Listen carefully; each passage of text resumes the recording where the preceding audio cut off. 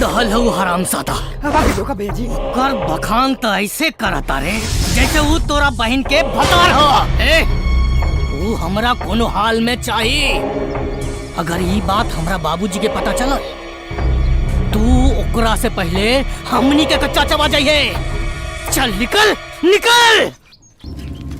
अनिल जी। जी सरकार। आज मंत्री की खबर भिजवा दी जी। हम आगे वाला बनी।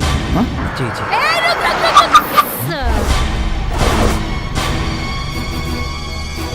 कुत्ता कमीना।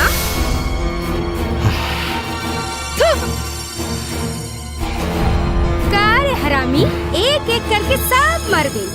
तू ना मरबे कारे नीच। चैया तुम मर जाइबे काव के भाग तर जाई। चैया राजा मर जाए काव के भाग तर जाई। साली करिया पिलाई जैसन जब देखो तब रास्ता काट ले। आज ना छोड़ा भी हरामजादा। सरकार एक मिनट शांत हो जाइए सरकार। मरला के मारता इसका, ये तो खुद मर गया। एकरा के मार के अपना शान में बाटा मारता गई। एकरा के बाद में देख लेना चाहिए। अब हम चुपचाप घरे चले। हम तो राम नाम सत्य करब। हम तो राम नाम सत्य करब। ये तो जरूर मरबे राजा। हम मारब तो के। मार साली।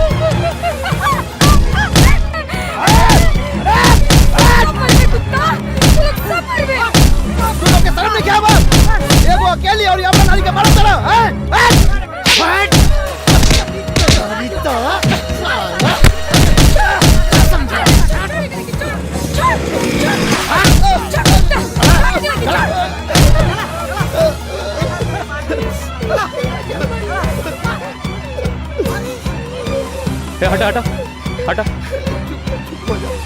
हटा हटा साइड कर।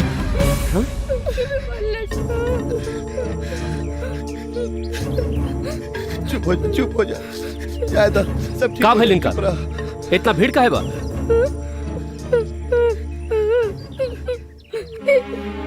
लोग का बताई?